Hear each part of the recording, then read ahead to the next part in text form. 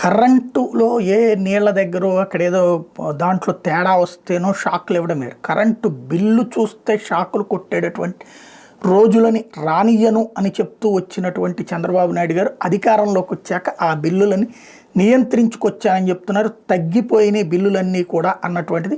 అలాగే ఏడాదికి 30 పైసలు చొప్పున యూనిట్‌కి తగ్గిస్తారు అన్నటువంటిది పత్రికల్లో వార్తలు రాస్తున్నారు. ఇప్పుడైతే బిల్లులు ఎక్కువ వచ్చినాయి అన్నటువంటిదే పబ్లిక్‌కి ఆ కింద బిల్లు కింద కనబడుతున్నటువంటి మ్యాటర్లు 22లోది 24లోది అంటూ రాసుకొస్తున్నటువంటి మ్యాటర్లలో కనబడుతున్నటువంటి వాస్తవం. అయితే మళ్ళీ ఎండాకాలం ఇప్పటిదాకా చలికాలం కాబట్టి కరెంటు వాడకం కొంత తగ్గుముఖంగా ఉంటుంది కాబట్టి బిల్లుల్లో పెరిగినా భయపడే అంత లేదు. ఇప్పుడు ఎండాకాలంలో బిల్లులు మాత్రం భారీగా ఉంటాయి. ఆటోమేటిక్గా జనంలో ఒక వ్యతిరేకత వస్తుంది. ఇలాంటి సందర్భంలో బాబుగారు ముందు జాగ్రత్త చర్యగా ఓ సమీక్ష చేసి కరెంటు వాడకం అన్నటువంటి విషయానికి సంబంధించిన అవసరాన్ని అనుగుణంగా ఏర్పాటు చేయండి. ఎందుకంటే కరెంటు కోతలు వచ్చినాయా ప్రజల్లో తీవ్ర అసహనం వస్తుంది.